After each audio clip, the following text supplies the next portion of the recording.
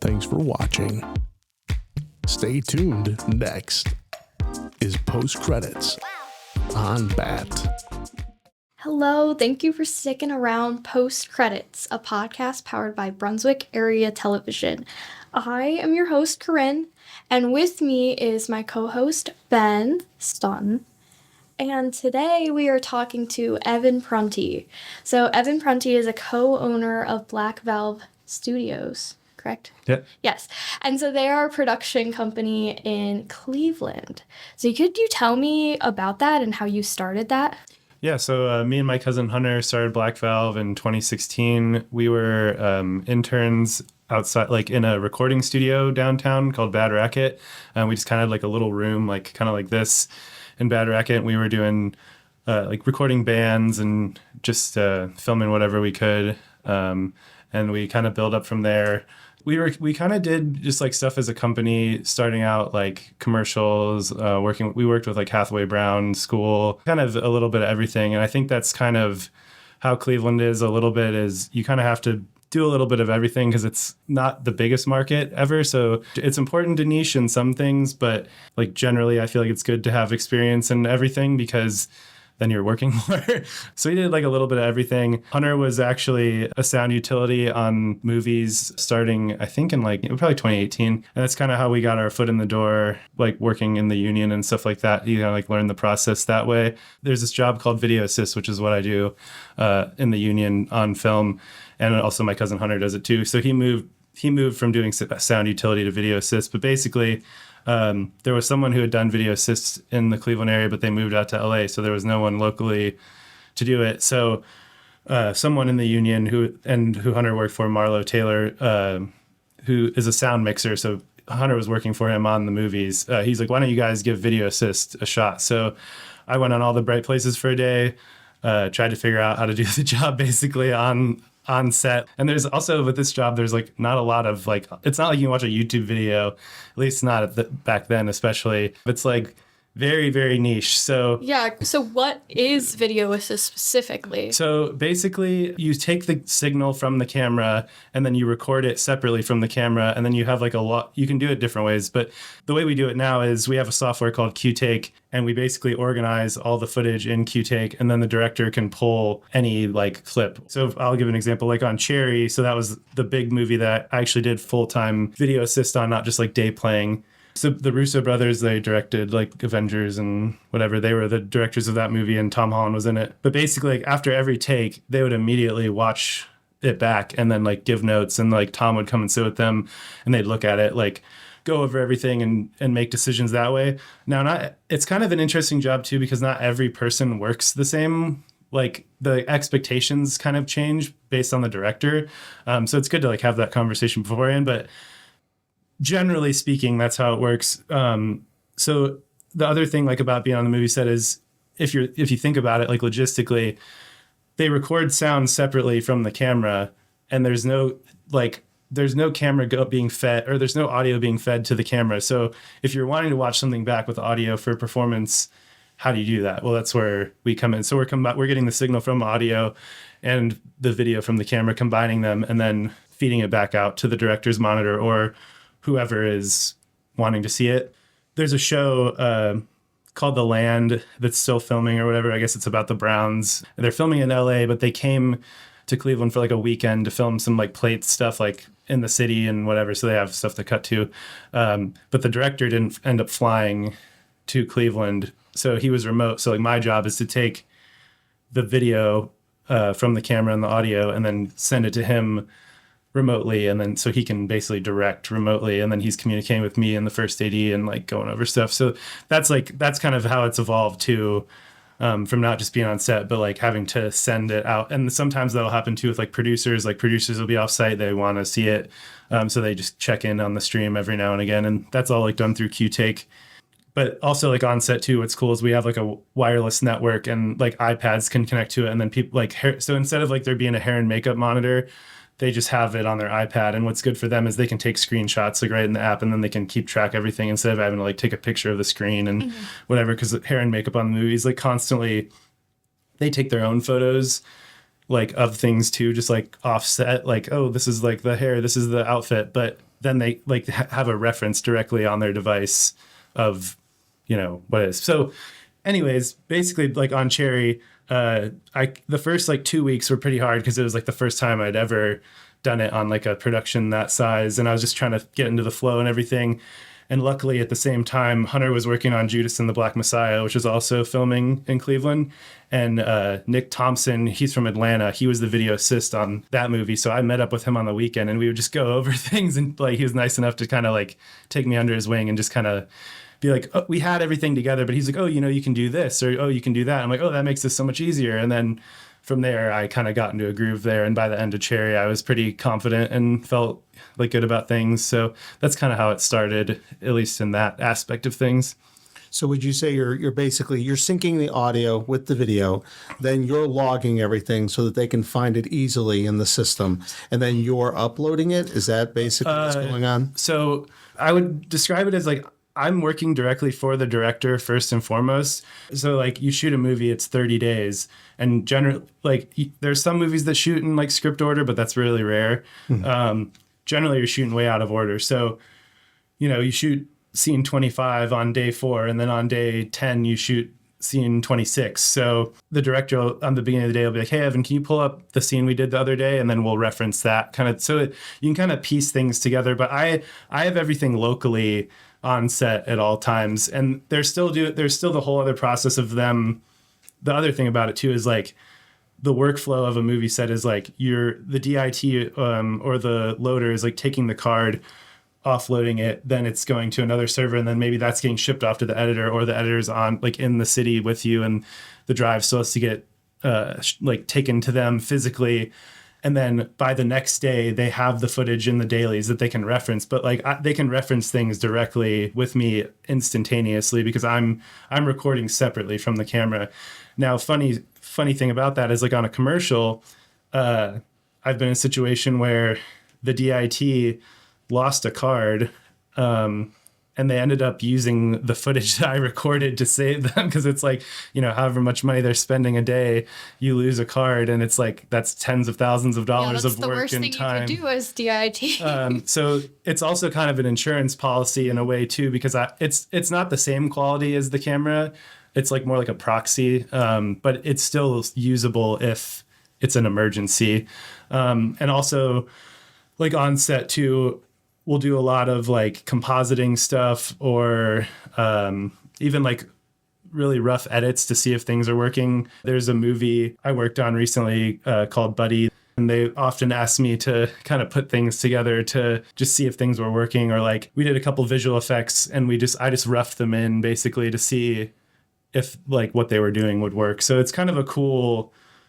It's because I think like I'm saying, I have like a little bit of background in everything. So it's kind of a good combination of that. Like I have to know networking, I have to know camera, I have to know sound. So it's like, it's kind of a hard job in a way because you have to be good at a little bit of everything to make it work. But actually I like that too. And you kind of get to talk to everyone. And so the other thing is like, kind of like what you're asking, the director we have a microphone on the director's cart, so they can just instantly. I have headphones. So I have headphones on, and I have obviously like the walkie-talkie for production in one ear, but I have the director just constantly in the other ear, so they can just say, "Hey, Evan, do this," and I'm doing it immediately. So, and I don't even have to be next to. I'll be like 20 feet away from them, but they just know they can talk to me from the cart or whatever. So that's kind of the communication. Then if other departments want to talk to me, they just come up to the cart and say, "Hey, there was this thing in this 2 takes ago. Can we look at that real quick?" Yeah, no problem. And I'm kind of also like, so if someone's looking at something on my cart, the way that things are set up is I can buy, like, it's not affecting what the director's seeing at their monitor. Like, we can look at stuff on my cart, but I can route the director so I'm not like distracting them with whatever is going on with me. So that's like another aspect of it, is like routing the video to who needs to see it at what time. So that's kind of the gist of the job, if that makes sense. Well, it sounds like a lot of moving parts there, and you know, I'm assuming that saves a lot of time on shoots, because when, you know, back in film days, you would have to roll that footage, you'd have to do all this stuff. Like, you're able to show them, hey, this is working, this isn't working. You know, maybe they're like, well, hey, how's the lighting? You can show them that and everything. Yep. So that's really a useful tool, and it's nice that you're able to show up and do that job. And like you said, you know, rerouting shots and putting it into different areas for people to see and all that. That takes a lot of technical ability. So sounds like it's a busy job, but it sounds like a good one. Yeah, and it's been lucky, like in Cleveland, the kind of the different aspects of the job too. Like there was a movie, Shooting Stars. It was basically like LeBron James's like story being in high school. It's not like a documentary; it's like a fictionalized story with actors. There's a lot of basketball stuff, and that required 6 cameras for the basketball shoots. So it's like figuring out how to route 6 cameras, what's the best way for everyone to view them, syncing it all up. So there's been situations that have been like get more complex, and then it's like you make it through that, and then it's like other things seem easy after that. So I've been lucky to like be able to be on productions here that I think like pushed kind of the limits of like what I knew. And even though it's, whatever people think about Cleveland, but there's been really cool opportunities here, and yeah, it's been awesome. And I'm curious, is there any specific movie or moment that stands out to you where the director was viewing something through you and then they were able to fix something or able to see a problem? Is there something that stands out? I have a story where this on Cherry stands out to me. And this is what's cool about the Russo brothers is I felt, depending on who you work with, it's like sometimes you feel like it's like a collaborative relationship. And I felt like we like, even though I was a young guy and like didn't have so much experience, like it was still a very collaborative experience with them. And basically we were shooting at La Dolce Vita in Little Italy, and there's a scene where like time freezes. And so like like everyone is frozen, like acting and stuff. And like the camera's moving through everything. And in the background I saw like, and even the cars on the street are like all drivers, like it's all controlled by the production. And I see a driver has his foot on the brake to stop and the lights are on. And we do a take like that. I go over to him and I'm like, if everything was frozen, they would just be driving. So why don't they put it in park so the brake lights aren't on? And it's such a like minimal detail, but like, oh, thanks for picking that out. So, I mean, that's just like one where I picked out but it was cool that I felt comfortable to go up to these people that are like huge and like they took that, and it was so that not everyone is like that. So I just like look at that moment as like a cool moment for me, like that they were willing to accept. Like it really makes a difference. Yeah, it really does when you work with someone like that. Yeah, it's nice to be able to have input like that and they accept it. I think it has to do with maybe I'm speaking out of turn here for many people, but I think it has to do with ego. So, if that person is receptive towards everybody, I think that's a good sign. And it's a good person to work for too, because then you're not feeling as if, hey, any moment, this person can be angry at me. So this seems to be working out pretty well. So would you say that, did you grow up in the area? I was born in Euclid and then lived here till I was like 5 or 6. And then my dad worked at Parker, and then he ended up getting a job in Indiana. So then I moved to Indiana. I went to like first grade through like 12th grade in Indiana. And then I moved back here to go to Cleveland State, and then have been here since. So all my family lives here, but I didn't like live here for school, I guess. But I always visited family and stuff. So I've been around the area. You decided to stay here because there's apparently something here that they can offer you in the field that you enjoy. So what would you tell somebody who's like, hey, I got to move to New York. I got to move to LA. I have to move over to Europe somehow to get a job in this field. What would you tell them? I think if you're really, really like at the top of your like game, like you have all these pieces in place that make you like in the top 1% of people like making film, then by all means go to LA, go to New York, and there's going to be the most opportunity. But I think what's interesting about Cleveland is, and what people don't like see about film is, you're on a film set. Sometimes there's 300 other people doing jobs on the set. It's not just the director. And I think growing up, people are like, I want to be a director, which is great. And like, I think everyone should build towards that. But there's literally hundreds of jobs on set that you can do.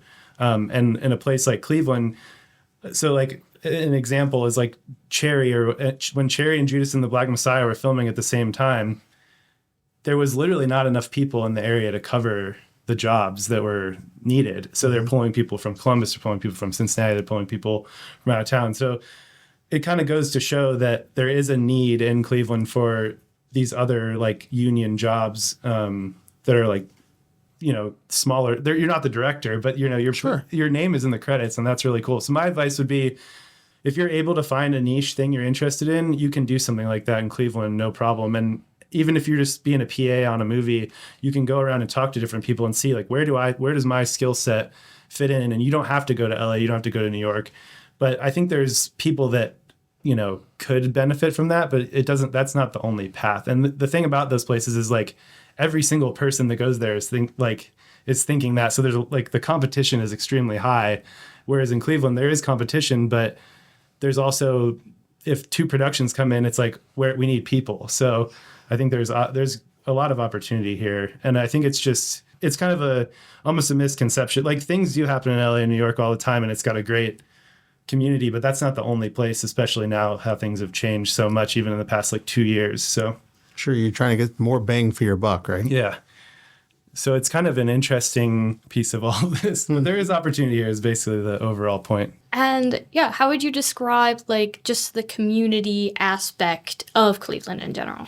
It's really good. You go on a film set and you'll know every single person that works there, and it's kind of just like going back to school. Kind of, it's like, all right, everyone's here, and then it's another production, and just kind of everyone will fight for each other too, and it's really nice. And when really you started new, was it welcoming? Oh yeah, like what was interesting about Cherry, I was actually working under with the DIT most closely, and he was from out of town technically, but he really took me under his wing and helped me figure things out too. So between Jason and Nick, I was very lucky to have, and those are, so it's even, it's the misconception kind of too. It's oh, the out of town people are going to be against you or something. It's no, they were super helpful and really nice. And those are lifelong connections and just friends now. So that if the person was local, that they would have helped me, but it just so happened that in that moment they're out.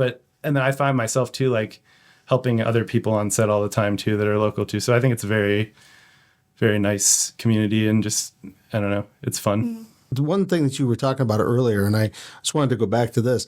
How's the name Black Valve? How's that? How did you come across that? So I was born with a congenital heart defect. So I had open heart surgery when I was 10 months old. And then in high school, I think I was 17 or something. And I had another one when I was 21. So basically, my heart, there's multiple things wrong with my heart, but the main thing is my pulmonary valve is malformed, so they have to replace it constantly. So when I had the open heart surgery when I was 21, there was an infection in my heart. So when they they had to replace the valve. When they pulled it out, there was literally an infection. So it's kind of a darker thing, but it's taking this negative thing and making it positive. Sure. So it's quite literally, there was an infection on my heart valve. So that's kind of the black valve. That's kind of the gist of it. But it's just the heart, and just taking a hard thing and making it a positive, basically. So it's unique. Yeah. I was wondering because it's Black Valve. What does that come from? And I have an inquisitive mind, so I'm what? Where does that come from? So that's a unique story. So it's something that you can remember, and people will be oh, I heard this story. This is interesting. So yeah. So it's got a quite literal meaning, but it's also got a symbolic meaning too. So, Sure. Yeah, I think that works really well. And for projects that you are passionate about, are there any personal projects that you were just really excited about? There's kind of another cool thing in Cleveland is a lot of people make short films and stuff. So just I'm passionate, Michael Chopra that works with us, he's kind of working on a short film to film in the summer, and then just it's fun to help on other people's because a lot of people who we do work with on set are also obviously passionate about making films. It's do you want to come help do this for a couple days and that sort of thing. So it's always fun to do that. And then obviously just working with Anna on Anna Goes Outside, making that project and building it up. It's kind of a thing. It's can like to travel and make videos or whatever? And it's that's kind of the goal with that too. So I'm passionate about that project just because I've always kind of been I like film, and I've also kind of been a YouTube kind of guy too. For people who don't know, can you explain what the Anna Goes Outside show is? Yeah, so basically me and my friend Aunt, she's a wildlife specialist, so we just go around locally and go to different locations and try to find animals and then talk about them. And it's also a challenge to film them are you lucky enough to come across something, and then can you actually like get a shot of it that's good? So that's like a fun challenge for me. Yeah, and it sounds a lot different than your other projects. Oh, 100%, yeah. Or documentary, wildlife. Like how does that compare? Yeah, I think the pace, like the stress level of it overall is way less, which is nice. But like when me and Hunter first started, like one of the first projects we did together, we made like a 30-minute documentary. So like I grew up in like Indiana, small town. He grew up in Wellington, Ohio, which is a small town like by Oberlin. But we were both noticing that there was like a problem with like heroin or like drugs in general. So we made like a documentary where we interviewed people just like who were like, we interviewed like prosecutors, the coroner, doctors, people who like used heroin, like family members. So we did like, so we have like some background in like documentary projects. So I don't know. I always like kind of find it interesting, like just things that are like shedding light on something or like positive, like having a positive like message too. So I'm passionate about that kind of stuff too. Documentary is hard. It takes a lot of work too. So this is kind of like Anna Goes Outside is like a good in between where it's like, it has a very clear scope, because sometimes a documentary can be, it's hard to like pinpoint this, like you talk to so many people that like things get out of control. Yeah, and sometimes you don't know the story until after you 100%. Are done, because you're kind of crafting it based on, you can have your conclusion at the start, but your conclusion might totally change after 100%. You're talking to so many people. So yeah, I think it kind of it's somewhere, yeah, because we kind of came across that. I was like, I have to be really passionate about something if I want to make like a feature length or longer documentary about it. So this is like kind of, and it's also just something I say about everything, but it's good to like flex the muscle of production every day, because you like learn, you come in a situation, you learn about something every day. It's like, oh, I did this, well, I can improve that the next time. So this is like a good like continuous project to be constantly improving and learning and just doing stuff. So that's the thing that I think that I do is I just every day I try to do I mean, that's my job now too, but even just my own thing with like Anna or whatever, it's just like try to do something every day, even if it's like the most simple thing, just because you never know what you could learn from it or build off from it. So yeah, but that's a fun project. That's kind of my fun projects right now. So who's been your toughest talent when you go out with Anna? So you go out there and this one, you're like, this is going to be easy. I'm going to get a shot of this animal. And the snowy owls didn't seem to work out the way you had expected. Yeah, the snowy owl is tough because we saw it, but it was just so far away. Like even through the one guy's longest scope, it was barely like noticeable. So that's been like the most elusive one. And that's an extremely rare bird. Like there's basically like a map that like shows, like where they usually migrate to, and it's mostly like Canada. Like they come from the Arctic and then go into Canada, and like there's maybe some like little bits and places where they come, so that like into America. So it's very elusive. So it's cool that we got to like see one, but I didn't get quite the shot that I like. We saw it technically, but it wasn't like I got an amazing shot of it. So that's kind of it's cool because it's like a challenge in that way. Sure, it's like sure. So that they call, and like the birding, they call them lifers. So it's like I saw a lifer as a snowy owl, but it's like I didn't get the shot of it that I want. So it's still so that's kind of, and I'm sure what's cool about that and like what expands across everything is like,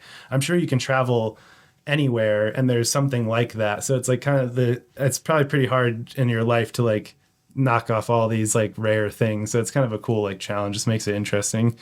And then you obviously are learning more too as you go. So. And who would you say your easiest subject has been out there? Well, so like every day I go set out a bird feeder in the backyard and I set a camera out and I record. So we have, I don't know if it's the easiest, but we have a blue jay that will mimic a red-tailed hawk. And that's always, so we see the blue jay every day, but then, so that's easy. But then getting it to like on camera mimicking the red-tailed hawk is like it's also like a cool elusive thing. But I guess the easiest thing is just anything that comes to the bird feeder because it just lands there. But what's crazy about it for me is like I wasn't super into birds before, but it's like doing it over time, you see all the different things that come like throughout the year. It's like, okay, the red-winged blackbird has disappeared, but now there's the black-capped chickadees there. So there's all these like, I'm like learning through the year like all these different things that are showing up. You started from like no knowledge and now you're like, oh, I know what that sound is. Yeah, exactly. I know what this is. So it's kind of a cool little thing for me to learn, learn. Yeah. For your other movies, have there ever been something like that where you just ended up picking a lot of knowledge about a subject you had no clue about?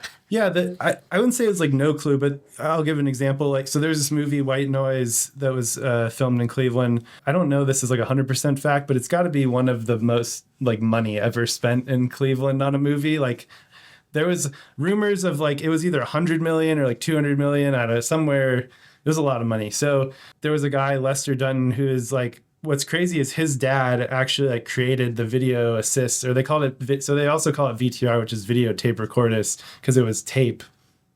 So on Black Hawk Down, his dad was literally like putting tapes into like record, like, VCRs, and recording the tap from the film camera and then playing it back. Like, so he was like the one who kind of like created that job. So just working with, so Lester was the projectionist on White Noise. So just like he had all these old film projectors and like giant digital projectors with all different lenses and everything. So just working with Lester, I feel like we learned like a lifetime. And also White Noise, because it spent so much money, I think it was like 5 or 6 months in I think it was 4 to 5 months in Cleveland filming. So there was a lot of time to like spend with Lester and work with him and do stuff. And that's kind of where we got more interested in some of the like, so we have like a giant collection of old televisions. There's a very specific workflow of how to get like CRT TVs to not flicker while filming on film. So that's a whole other thing. But so Lester also like taught, like kind of mentored me in that too. So that was like one of the coolest things. So that kind of started our collection of old TVs and whatnot. But yeah, that was, White Noise was just crazy. So the other cool thing about White Noise was once they were done in Cleveland, they actually bought a like stretch of railroad track in Georgia and bought like train cars. We drove to Georgia to do this train crash. So we were on the movie for like 4 or 5 months in Cleveland. And then we were spent a month in Georgia. We drove down there. And basically our job was to take all the signals from all the film cameras. There's 12 for the train crash, and then stream them out to the director who was editing in New York.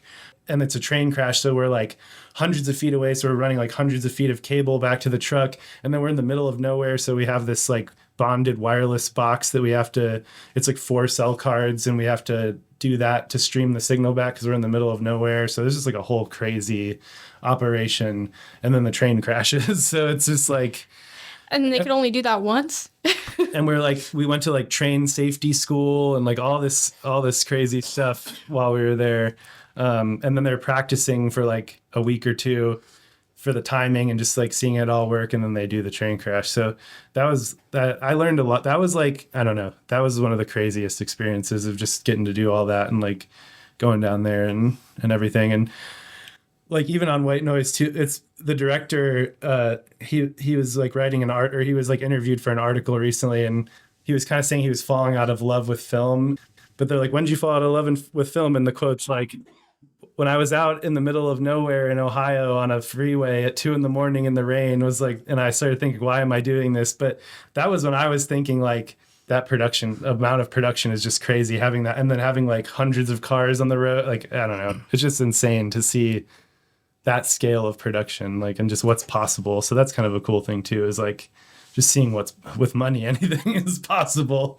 You ask the right people. So that seemed to me like that cemented your love of the film industry. So maybe where he was getting burned out on it, you were getting basically lit up on it. You were enjoying it. So I think if you ask anyone about that, I mean, it was a grind. I mean, it was a long process and just like an absolute grind of a movie. But like looking back on it, it's like we learned so much and we got to do so much that it's just like invaluable like experience basically. So I would never trade that experience for the world. It was awesome, even though it was hard. For people who are interested in learning more about you, where can they find out more information?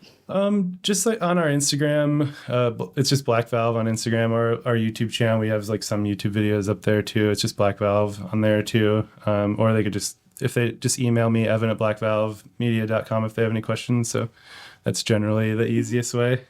Do you have any final thoughts or words of wisdom, upcoming projects? I'm excited. I'm just excited to see Buddy in theaters when it comes out. It was kind of a lower budget I mean, it's all relative. Lower budget movie that was filmed, and everyone put in a lot of really good work, like really cool puppets, like really cool set design, like some stuff that you don't like see, like the kind of technical craftsmanship that you don't like see so much anymore. Yeah, I'd keep an eye out for Buddy. It's a lot of people in Cleveland did a lot of good work on it, and it'll be really cool to see when it comes out. Yeah, that sounds really cool. Very nice. Well, it was nice of you to stop in today. It was nice to meet you. Yeah, nice to meet you. A whole bunch about what you're doing there. So sounds like you've got a lot of work to keep you busy and everything that's going on. So yes, thanks for stopping in, Evan. It was very nice meeting you. Yeah, thanks for having me. Appreciate it. Thank you guys. Well, thanks, Corinne, as always. And we like to thank you for sticking around post credits, and we'll catch you next time right here.